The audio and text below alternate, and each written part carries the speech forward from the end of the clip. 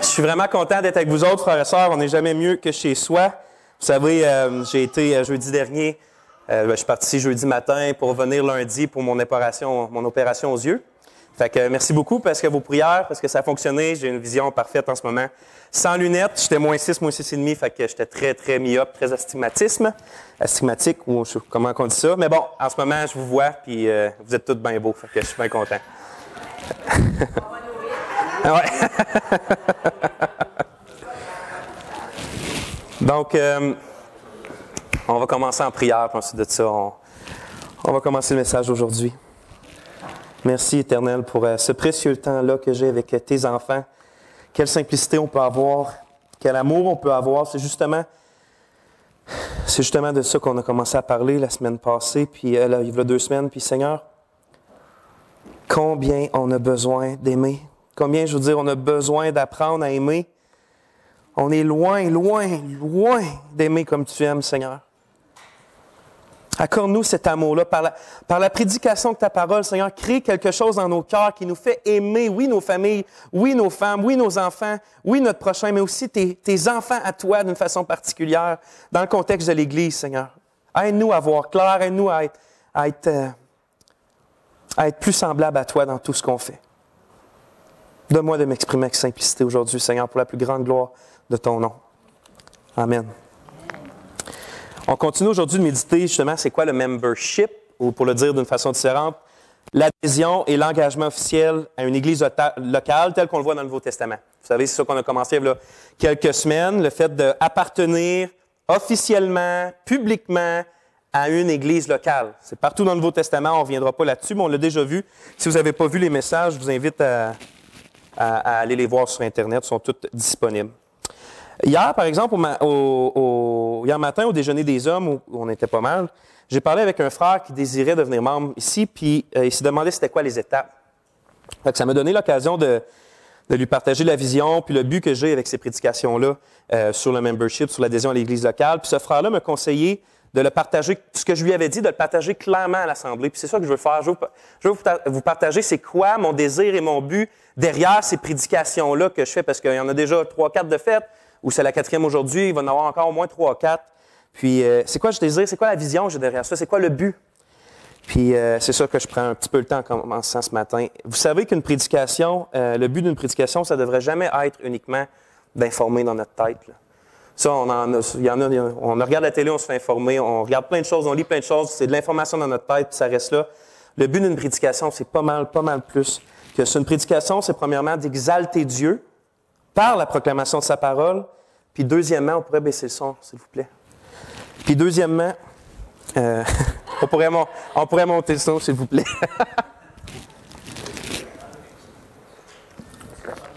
Ouais. Une prédication, c'est premièrement d'exalter Dieu par la proclamation de sa parole, mais deuxièmement, c'est de transformer nos cœurs puis nos vies pour les rendre de plus en plus conformes à ce que Dieu désire. Si un prédicateur n'a pas ce but-là derrière la prédication, il manque le but. Ce n'est pas juste d'informer nos têtes. C'est pas juste qu'on connaisse la bonne chose, qu'on est capable de mettre nos i sur nos points. Là. C'est de transformer nos vies puis les rendre conformes à la parole pour qu'au bout de la ligne, Dieu soit encore davantage exalté par nos cœurs puis par nos vies. C'est pour transformer nos vies personnelles, oui, mais c'est aussi pour transformer nos vies d'Église. Pas juste nos vies personnelles. C'est dans ce but-là que j'ai le fardeau de prêcher sur le membership parce que je crois qu'on peut être, en tant qu'Église, encore davantage biblique à ce qui concerne ce domaine-là de l'adhésion à l'Église locale. Je veux pas, mais, par exemple, je ne veux pas apporter des changements par moi-même.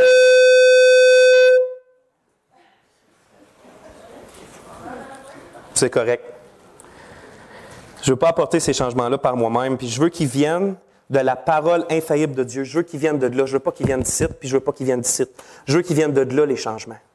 Je ne veux pas juste que vous me fassiez confiance parce que vous me fassiez confiance, puis Vincent, peu importe les changements qu'il amène, on va les suivre. C'est pas ça non plus. Je veux qu'ensemble, on comprenne ce que la Bible dit sur le membership. Je veux que par ces prédications-là, que le changement se fait par l'Esprit qui travaille par la parole de Dieu. Donc, c'est pas moi qui dis hey, on va faire ça, on va faire ci, puis oui, on va faire ça. Mais qu'en prêchant, l'Esprit travaille d'une telle façon, il prend sa parole, il l'amène dans nos cœurs, puis on est comme On trouve une unité dans laquelle on embarque. Ah oui, c'est Dieu, c'est la volonté de Dieu, c'est par là qu'on s'en va. Ces changements-là vont principalement toucher la procédure pour devenir membre. Ça va toucher l'engagement de l'Église envers le nouveau membre. Ça va toucher aussi l'engagement du nouveau membre par rapport à l'Église. Toutes des choses qu'on va voir, ça. Des choses concrètes, là, que quand quelqu'un veut devenir membre ici, par quoi qu'il va passer? Y a-t-il des étapes? Y a pas d'étapes? Est-ce que toute l'Église, il faut qu'il sache? C'est-tu juste les anciens? On va parler de tout ça. Mais aussi, c'est quoi son devoir à lui en tant que membre de cette Église-là? Puis c'est quoi le devoir de cette Église-là envers lui qui devient un membre des nôtres? C'est toutes des choses qu'on va voir. C'est toutes des choses que je veux emmener. Puis donc, si quelqu'un aujourd'hui a le désir de devenir membre ici, puisqu'il y en a qui sont venus me voir, je ne vais pas l'empêcher. Là, je vais dire oui, vous êtes les bienvenus, puis on va vous accepter les bras ouverts, on va être bien heureux de vous avoir parmi nous. Mais si ça peut attendre un peu, vous êtes là pareil, là, ça change rien pour le moment. Mais si vous pouvez attendre un peu, attendez la fin de ces prédications-là, puis que certains changements soient mis en place, puis certaines choses soient là, pour mieux comprendre qu'est-ce que ça implique de devenir membre d'une Église locale, pour faire un choix éclairé, pour savoir c'est quoi nos engagements par rapport à Dieu, puis que justement, c'est une conviction qui vient de la parole, puis pas simplement parce que c'est la chose à faire quand tu arrives dans une église. Donc, si vous pouvez attendre un peu, quelques messages encore, puis ça pourrait prendre quelques semaines ou quelques mois, mais on va en arriver là par la grâce de Dieu. Ceci étant dit, on va commencer le message aujourd'hui. On peut dire que la prédication d'aujourd'hui, c'est la deuxième partie du dernier message que j'ai fait le dernier message que j'ai fait il 2 semaines. Qu'être membre d'une église locale, c'est d'être engagé à s'aimer les uns les autres. C'est ça qu'on a vu. On peut dire que c'est la deuxième partie aujourd'hui, mais pour qu'on soit sur la même longueur d'onde, parce que c'est pas tout le monde qui était là, puis juste pour nous remémorer ce qu'on a vu, je vais rapidement dire ce qu'on a vu cette fois-là. On a vu que l'Église, c'est pas seulement un peuple, c'est pas seulement une famille, c'est pas seulement écrit comme un corps. Dans la Bible, l'Église est une institution divine. C'est ça qu'on a vu. Ce qui veut dire que de la même manière que Dieu institua la famille et le gouvernement, avec des structures sociales qui leur sont propres, avec des responsabilités qui leur sont propres, avec une certaine autorité qui leur sont propres, le gouvernement a une certaine autorité, l'autorité de l'épée, et la famille, Dieu a donné l'autorité aux parents et au père comme chef de la famille. On voit que l'Église aussi, quand Christ l'a institué, je bâtirai mon Église, il a créé une structure sociale particulière à l'Église, c'est-à-dire des relations particulières de frères et de sœurs, de co-citoyens, on voit tout ça dans le Nouveau Testament, mais aussi une certaine autorité qu'on va voir dans Matthieu 16, dans Matthieu 18 d'ici quelques semaines, où que Christ donne les clés du royaume à Pierre sur sa confession, puis il lui dit, tout ce que tu vas lier va être lié dans les cieux, tout ce que tu vas délier sur la terre va être délié dans les cieux. Et 2 chapitres plus tard, il applique ça à l'Église entière quand il lui dit, dans le contexte de la discipline d'Église, il va leur dire, tout ce que vous délirez sur la terre sera délié dans les cieux, et ainsi de suite. Ça, on va voir ça. C'est des passages qui ont eu beaucoup de controverses, mais on va les voir ensemble d'ici quelques messages. Mais pas juste une autorité, pas juste une structure sociale. L'Église a une responsabilité. Il y en a plein, en fait. Mais celui-là qu'on a mis l'accent dessus, c'est sur ces engagements qu'on a les uns envers les autres par rapport dans le contexte d'Église locale. Qu'on sache ou non faire partie du peuple de Dieu et de la famille de Dieu vient avec des obligations. Tu ne peux pas prendre Dieu, mais pas sa famille. Tu ne peux pas prendre Dieu puis sa famille, mais je n'ai aucun engagement envers eux. Prendre Dieu et sa famille, ça vient avec des obligations, des engagements, des devoirs. Envers Dieu, oui, mais envers les membres de la famille de Dieu, qui est l'Église.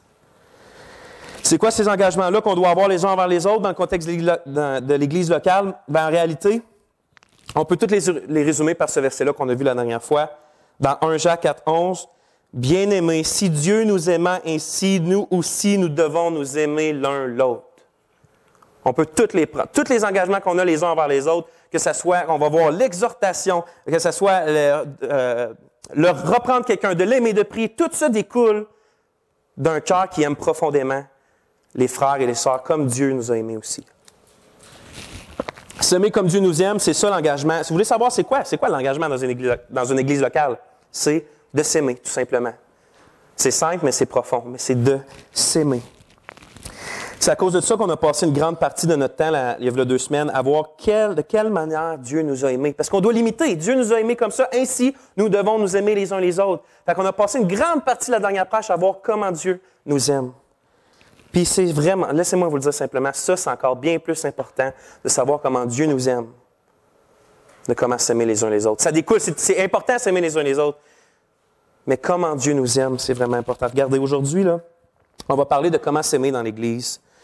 Mais si aujourd'hui, c'est la première fois que tu viens ici, ou si aujourd'hui, tu te poses des questions sur Dieu et sur la Bible, ou si aujourd'hui, même si tu te dis toi-même chrétien, tu sais au fond que ce n'est pas si authentique que ça, si c'est ton cas, écoute ce que je vais dire, OK, s'il te plaît.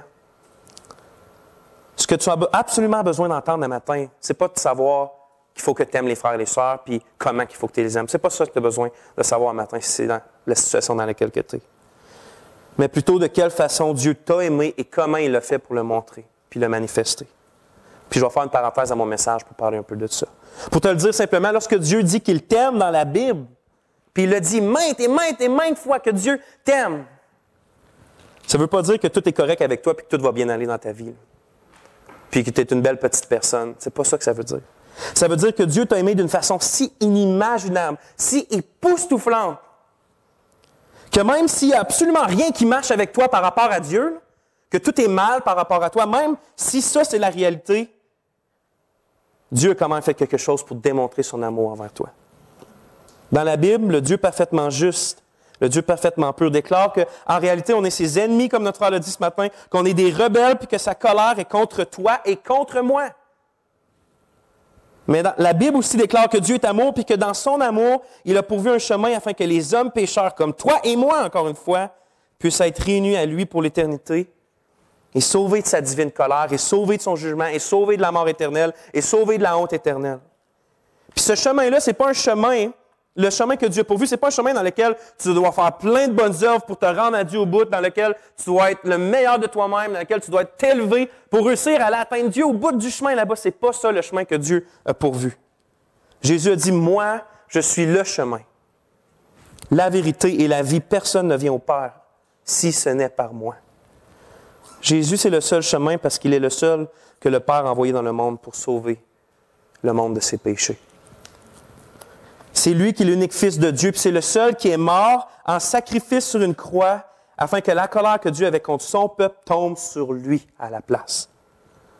Tous ceux qui croient en Jésus-Christ et en l'amour du Père ont leurs péchés pardonnés. Pas quand tu marches bien, là. Pas quand tu fais un bon pas, pas quand tu es hot. Quand tu crois en Christ, tes péchés sont pardonnés. Tu as la vie éternelle, qui est de connaître la joie indescriptible d'être en communion avec le Dieu qui t'a créé, puis le Dieu qui va prendre soin de toi comme un bon berger pour le reste de l'éternité. Dieu t'aime puis te commande de croire à la bonne nouvelle de Jésus-Christ pour être réconcilié avec lui. S'il te plaît, mon ami, ce matin, si c'était ton cas, ce que j'ai décrit tantôt, crois au Seigneur Jésus-Christ, crois qui peut parfaitement te sauver. Peu importe ta vie passée, peu importe l'espèce d'escroc que tu es, peu importe. Tous sans exception peuvent être sauvés à cause de Christ. Il est suffisant pour amplement sauver n'importe qui va venir à lui par la foi. Sois réconcilié avec lui par Jésus-Christ. Je t'en prie. Seigneur Jésus, je te prie de mettre ta main sur n'importe qui ce matin qui pourrait pas avoir encore fait l'expérience de ton amour par Christ. Viens le convaincre de ses péchés, Seigneur, mais viens le convaincre de ta bonne nouvelle. Viens le convaincre que tu as pris les péchés sur toi et qu'il était amplement suffisant pour le sauver pour toujours. Amen. Maintenant, je vous fais tourner dans 1 Jean 3,18. On va commencer le message aujourd'hui. 1 Jean 3,18.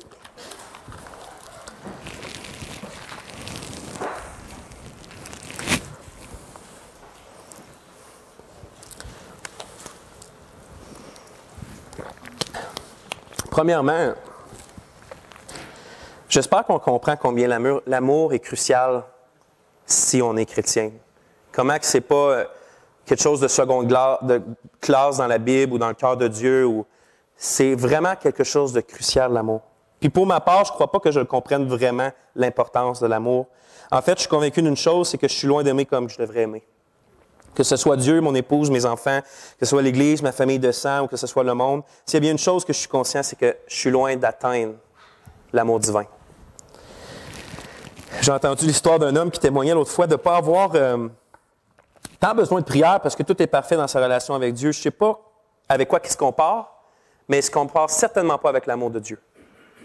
Parce que si tu mets l'amour de Dieu à côté de toi et que tu te compares à ça, tu as besoin de prière. Puis tu as besoin de grandir. Puis tu es loin d'avoir atteint la perfection. Tu es loin de pouvoir dire que tu es quelqu'un de mature. Je pense que quand on parle d'amour chrétien, là, comparé à l'amour divin, là, on est tous encore des bébés dans la foi. Je parle pour moi, en tout cas, je sais que j'en suis un. Puis s'il y a bien quelque chose que j'ai besoin d'améliorer dans ma vie, c'est cet aspect-là de l'amour. Frères et sœurs, on se concentre tellement sur des choses dans l'Église, que ce soit la forme que l'Église devrait avoir, quel genre de série de messages faire, planifier les prochaines activités, puis même l'évangélisation. Mais à quoi bon toutes ces choses-là si on n'a pas l'amour entre nous? Merci, ma sœur. Et même si on n'a pas tous les plus merveilleux dons spirituels que l'Esprit peut distribuer, même si on les a, les dons, on a tous les meilleurs preachers, on a des gens qui donnent complètement tout leur argent, on a des gens qui parlent toutes les langues, on a toutes les prophéties qu'on veut, on a tous les dons, on a le packaging, on est cette Église-là, là. En dons, on est parfait. Mais qu'on ne s'aime pas les uns les autres. À quoi bon? C'est justement l'argument de Paul dans Corinthiens, dans l'église locale de Corinthe, quand justement dans le contexte, les chrétiens cherchaient les dons les plus éclatants.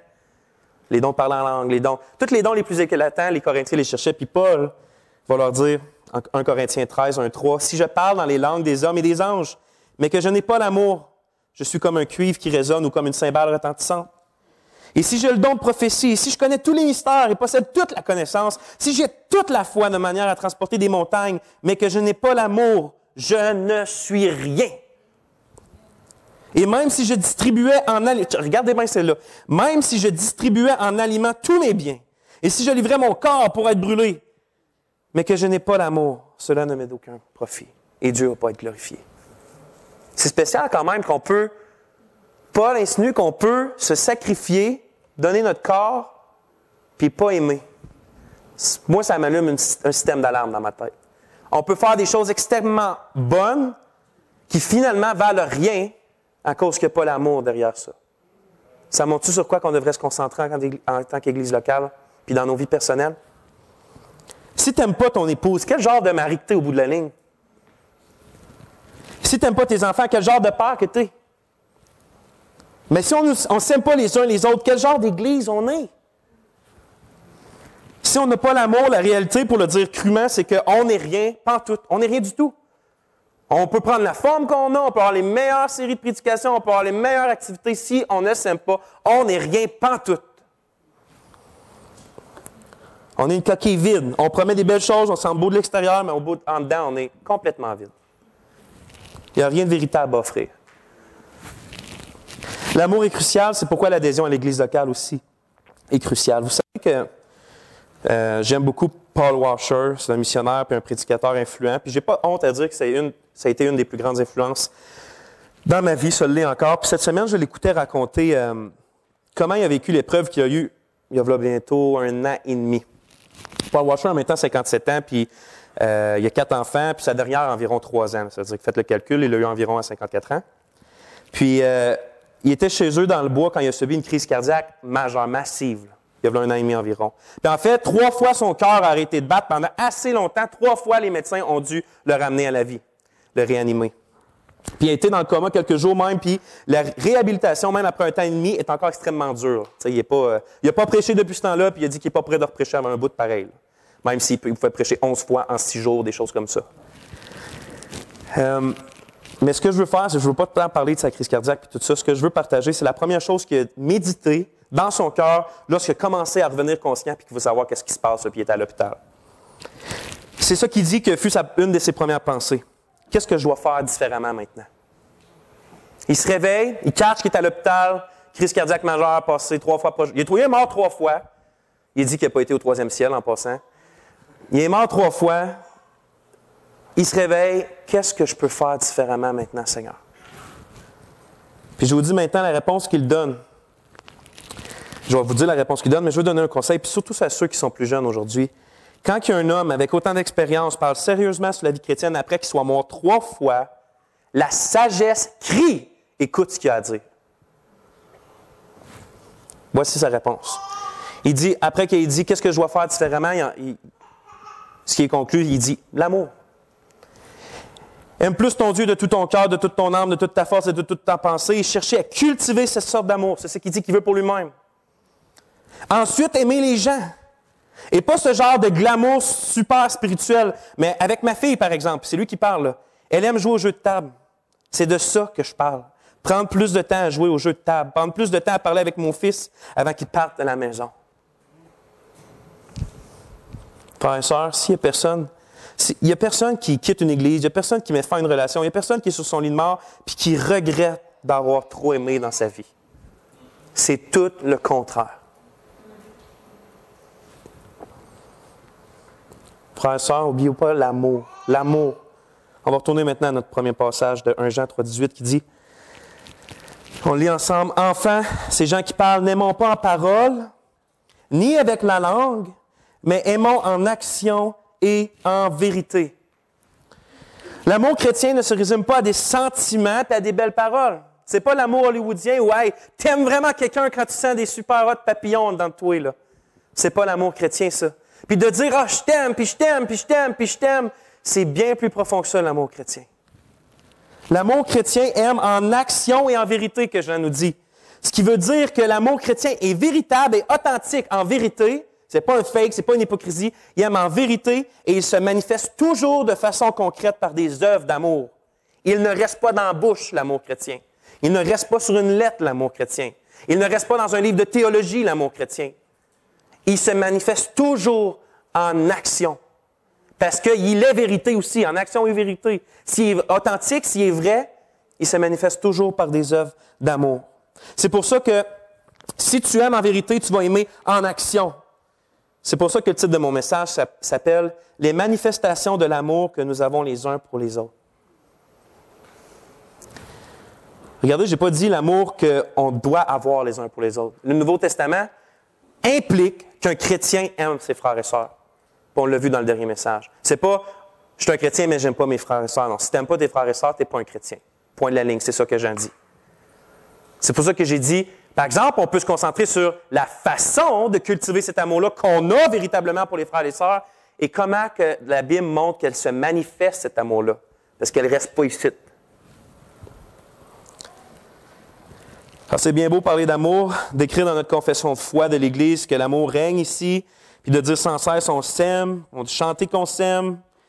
Mais tout ça, c'est juste du vent si ça ne se traduit pas par des œuvres concrètes d'amour dans notre vie d'Église, dans nos vies personnelles. Et donc, l'exercice que j'ai fait, je vous l'ai dit, c'est de fouiller le Nouveau Testament en entier afin de faire ressortir toutes les fois où les chrétiens sont exhortés à faire ceci ou cela les uns pour les autres. Toutes les fois dans le Nouveau Testament que ça dit les uns pour les autres. Faites ceci les uns pour les autres. Aimez-vous les uns les autres. Je pense que je les ai toutes pris. Une soixantaine au moins. Puis, comme je vous ai dit, j'ai vu qu'il y en a presque le tiers de ça qui est juste s'aimer les uns les autres. Presque le tiers, c'est une répétition de ce commandement-là, de s'aimer.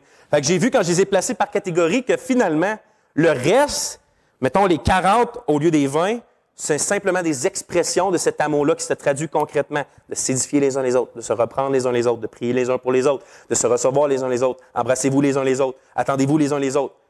Tout ça, c'est une manifestation de l'amour qu'on devrait avoir et qu'on a les uns pour les autres. Comme je l'ai dit, je les ai recoupés en catégories, puis aujourd'hui, on va en avoir seulement un, parce que le temps avance, puis aussi parce que je vais en garder, la plupart, on va les voir la semaine prochaine, Dieu voulant. Mais j'aimerais avant vous dire quand même qu'il y a une autre manière simple de savoir comment aimer concrètement l'autre, sans faire l'exercice que j'ai fait. Là. Il n'y a pas tout le monde qui a le temps d'aller voir partout dans le Nouveau Testament. C'est même pas ça ce que j'ai fait. J'ai un programme qui s'appelle Logos. Tu tapes, rack dans toutes les versions et tu le sors. Fait que c'est pas très, ça prend un après-midi au lieu de prendre un mois. Pas tout le monde qui a le temps de faire ça, puis pas tout le monde, des fois. Je vous encourage à le faire parce qu'on en ressort vraiment grandi de faire une étude comme ça. Mais il y a une autre façon de voir comment on fait pour s'aider concrètement, de s'aimer concrètement, sans tout le temps aller voir tout ce que le Nouveau Testament dit sur tout ça. Est-ce que vous vous souvenez de la règle d'or que Jésus a dit, on l'appelle comme ça la règle d'or, que Jésus a dit à ses disciples vers la fin du sermon sur la montagne? Exactement. Mon frère l'a cité presque exact. Matthieu 7,12, il dit ainsi, tout ce que vous voulez que les hommes vous fassent, vous faites-leur de même, car c'est cela la loi et les prophètes.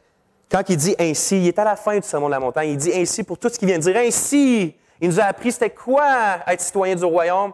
Ainsi, il résume, Tout ce que vous voulez que les hommes vous fassent, vous faites-leur de même. Faites-leur de même, car c'est cela la loi et les prophètes. Comment Jésus résume la loi et les prophètes à d'autres occasions? Il dit que la loi et les prophètes, ailleurs, va dire que c'est aimer Dieu de tout son cœur, de toute sa force et de toute sa pensée, et d'aimer notre prochain comme soi-même. Et donc ici, c'est comme une explication pratique de comment aimer notre prochain comme soi-même. OK, toute la loi des prophètes, c'est d'aimer mon prochain comme moi-même. C'est quoi ça veut dire, ça? Jésus, il dit, tout ce que tu veux que les hommes fassent pour toi, fais-le de même pour eux. Puis remarquez que Jésus, il ne dit pas, ne faites pas aux autres ce que vous ne voulez pas qu'ils vous fassent. Souvent, on est habitué d'entendre ça. À l'école, moi, j'entendais quand j'étais jeune. On est habitué d'entendre ça. Fait qu'on pense que c'est ça que Jésus a dit, mais il ne dit pas de façon négative. Il ne dit pas, ne faites pas aux autres ce que vous ne voulez pas qu'ils vous fassent. Cette règle-là existait déjà au temps de Jésus. Même, on voit dans les écrits juifs du premier siècle que c'était un règlement qui s'était dit, fais pas aux autres ce que tu ne veux pas qu'ils te fassent. Ça vient même d'avant ça. C'est une règle juive qui avait adopté d'ailleurs du monde païen, probablement. Donc, on peut dire, hey, c'est quand même bien ça. Mais en fait, elle cadre très bien même dans notre culture individualiste et égoïste, parce qu'en gros, ce que ça veut dire, ne fais pas aux autres ce que tu ne veux pas qu'ils te fassent, c'est je ne veux pas me faire voler, donc je ne vole pas. Je ne veux pas me faire rire de moi, donc je ne ris pas des autres. Je ne veux pas me faire juger, donc je ne juge pas les autres. Ça paraît tout bien, c'est bien correct ça. Mais remarquez que cette façon-là de penser ne porte pas à l'action, mais à l'inaction à la place. Si ça, c'est vraiment l'amour, là, de ne pas faire ce que tu ne veux pas que les autres te fassent, ça veut dire que tu peux rester chez vous sans jamais voir personne, puis quand même aimer parce que tu ne veux pas être visité, fait que tu ne visites pas les autres. Mais est-ce que c'est vraiment ça l'amour chrétien? L'amour chrétien véritable ne dit pas « je ne ferai pas », mais plutôt il va dire « je ferai ». L'amour divin agit. C'est pourquoi Jésus reprend cette règle rabbinique-là, puis il la prend, puis il la reformule de façon positive. Au lieu de dire « ne fais pas ce que les autres, tu ne veux pas que les autres te fassent », il va dire « tout ce que vous voulez que les hommes vous fassent, faites-leur de même ». Cette règle du Seigneur Jésus nous force à observer, au lieu d'être inactif, elle nous force à observer de façon intentionnelle tous ceux qui nous entourent, puis de prendre le temps de nous dire si j'étais dans cette situation-là précise, là, à la place de cette personne-là, là, que je vis ce qu'elle vit, là, comment j'aimerais que mes frères et mes sœurs m'aiment? Puis agir de la même façon. C'est un océan de différence entre dire je ne veux pas me faire chaler, je n'achète pas les autres. Je ne veux pas me faire du mal, je ne fais pas du mal. Non, va plus loin que ça. Regarde ton frère et ta sœur, mets-toi à sa place. Ah, c'est comme ça que tu aimerais être aimé. C'est comme ça tu voudrais qu'on prenne soin de toi et fais-le. C'est beaucoup plus actif, c'est beaucoup plus intentionnel. C'est ça, en fait, d'aimer son prochain. Alors, même si vous ne faites pas d'études que j'ai fait en ressentant tous les commandements les uns les autres dans le Nouveau Testament, ce que je vous conseille de faire, comme j'ai dit tantôt, vous pouvez savoir comment aimer concrètement les frères et les sœurs dans l'Église. Mettez-vous à leur place, ressentez leur douleur, ressentez leurs difficultés, ressentez leur anxiété, leur peur, leur espoir, leurs défaites, leurs péchés, puis aimez-les comme vous autres, vous voudriez être aimés dans la même situation. Faites aux autres ce que vous voulez qu'ils vous fassent. Cela m'amène à vous partager l'une des catégories dont l'amour se manifeste, puis c'est mon deuxième point aujourd'hui, l'amour pris. L'amour pris. J'ai décidé de commencer par cette catégorie-là parce qu'aujourd'hui, pour nous disposer aux jeûnes et prières qu'on va faire vendredi, qui est de prier pour spécifiquement, puis d'intercéder spécifiquement pour nos malades, pour les gens en difficulté dans l'Assemblée. Écoutez ce que Jacques, le frère du Seigneur, nous enseigne dans son épître. 5,16 va dire « Confessez donc vos péchés l'un à l'autre et priez l'un pour l'autre. » On va reparler de la confession des péchés, qui est une part importante d'une vie d'Église. Mais on va s'arrêter aujourd'hui sur la prière. Priez l'un pour l'autre. La prière, c'est juste partout dans la Bible, frères et sœurs, la prière. Notre frère nous en a exhorté tantôt dans les Évangiles. Le Seigneur Jésus aimait les siens parfaitement, hein? On n'en doute pas. Puis donc, on le voit constamment prier pour les siens. Il priait même pour ceux qui allaient croire par la parole de ses disciples. L'apôtre Paul, lui, dans le cœur duquel on voit l'amour même du Christ qui coule pour les églises locales, on le voit quand il écrit aux Philippiens, « Car Dieu m'est témoin que je vous aime tous ardemment dans les affections du Christ Jésus. » Littéralement, les entrailles. L'amour de Christ brûle en moi, est en dedans de moi. Paul dit ça. Puis dans le contexte, c'est comment cet amour-là, pour les chrétiens de Philippe, s'est manifesté. On lit au verset 3-4 du chapitre 1 des Philippiens, « Je rends grâce à mon Dieu pour tout le souvenir que j'ai de vous dans chacune de mes supplications, de mes prières, faisant toujours des supplications pour vous tous, avec joie. » Et verset 9, 11, qu'est-ce qu'il priait? Et ce que je demande dans mes prières, c'est que votre amour abonde de plus en plus en connaissance et toute intelligence pour que vous discerniez les choses excellentes, afin que vous soyez purs et sans reproche pour le jour du Christ Jésus, remplis du fruit de la justice qui est par Jésus-Christ à la gloire et à la louange de Dieu. Frères et sœurs, l'amour intercède auprès de Dieu pour les autres. Je suis persuadé que ça, c'est toujours, puis devrait toujours être la première œuvre d'amour qu'on doit manifester les uns pour les autres. Je veux dire, on va le dire simplement, ce dont les frères et sœurs ont le plus besoin, ce n'est pas premièrement de nous, mais totalement de Dieu. C'est logique, je veux dire, pourquoi essayer d'aller faire boire des gorgées d'eau à notre frère et sœur qui est assoiffé dans son âme, avant de supplier le Père Céleste, qui est la source directe et infinie de satisfaction, de déverser ses grâces indescriptibles sur son enfant bien-aimé? Pourquoi nous, avant d'intercéder auprès du Père, qui l'aime bien plus que nous, là, pourquoi pas l'intercéder lui pour qu'il agisse avant que nous-mêmes, on aille faire quoi que ce soit d'autre? Je veux dire, cette personne-là, si elle a besoin de quelqu'un, elle a besoin de Dieu avant nous. Oui, on doit être là quelque part. La Bible nous exhorte d'être là pour de se consoler, de prendre les fardeaux les uns des autres. Mais avant toute chose, qu'est-ce que Paul dit? Avant toute chose, priez avant toute chose. Et rendez grâce avant toute chose.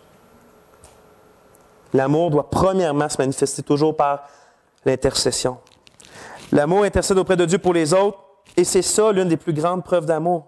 C'est facile, en quelque sorte, de donner une caresse et de dire même une parole à propos, mais de passer des heures par semaine et de sacrifier son temps à supplier le Dieu Tout-Puissant, d'intervenir d'une manière ou d'une autre dans la vie et dans l'âme et dans le corps même de notre frère ou de notre sœur, ça, c'est de l'amour. Ça, c'est de l'amour. Je vous dis, lorsque quelqu'un vient me voir, puis il me fait savoir qu'il prie souvent pour moi, je me sens à ce moment-là tellement, tellement apprécié, tellement aimé. N'oubliez pas ce qu'on a vu la dernière fois, que aimer comme Dieu, c'est d'être prêt à sacrifier ce qu'on a de précieux pour le plus grand bien de l'autre. C'est ça, aimer, là. C'est pas genre d'avoir foule de sentiments, là. On cherche les sentiments, l'amour veut des vrais sentiments, veut prendre plaisir en la personne, mais c'est pas à cause qu'il n'y a pas de sentiments que l'amour n'agit pas. C'est de se sacrifier des choses précieuses, comme Dieu a sacrifié son Fils pour le plus grand bien de ceux qui sont l'objet de son amour. Puis le temps, c'est précieux. Puis lorsque tu me dis, ou quelqu'un me dit, que tu prends du temps pour que le Père m'accorde grâce, esprit, puissance, force, joie, sagesse, je me sens infiniment aimé à ce moment-là. On vient de lire que Paul, qui était en prison, enchaînait un soldat romain qui était sale et qui puait. Il pouvait quand même dire aux Philippiens dans cette situation-là, faisant toujours des supplications pour vous tous. Il était en prison attaché à un soldat qui pue, avec 2 pieds, on va dire, de chaîne, puis il pouvait toujours prier pour eux tous. Et c'était pas juste, là, il dit ça aux Philippiens, mais on sait par ailleurs que Paul priait pour toutes les églises, tous les frères et sœurs. Et si tu dis que tu ne sais pas quoi prier pour le frère ou la sœur, puis c'est ça qui t'empêche de prier, bien, je ne le connais pas first. Premièrement, si c'est vrai que tu ne le connais pas, ça te montre que tu dois essayer de le connaître. Mais deuxièmement, pourquoi pas aller dans le Nouveau Testament, aller voir tous les exemples qu'on a des prières de Paul pour les églises, les prières de Jésus pour ses disciples. Base-toi là-dessus. Parce que là, tu sais en te basant là-dessus que c'est ce que Dieu veut pour la personne. Peu importe, même si tu ne connais pas comment est son cœur présentement, même si tu ne connais pas sa vie présentement, tu peux absolument prier pour lui en te basant sur les prières des Écritures. On va conclure, on va finir, le temps avance. Voyez-vous que d'être officiellement membre d'une église locale dans le Nouveau Testament, ce n'est pas pour avoir le droit de vote, là. Mais c'est un engagement public, c'est un engagement officiel à s'aimer comme Dieu nous a aimés. Puis aujourd'hui, on vient de voir que cet amour-là devrait se manifester premièrement par quoi? La prière. Est-ce que l'église locale dans laquelle tu est bénie par tes nombreuses supplications d'amour adressées au Père en sa faveur? Est-ce que tu as vu la vie de tes frères et de tes sœurs dans l'église où tu es changé en réponse à tes prières ferventes et secrètes? Si on ne prie pas les uns pour les autres,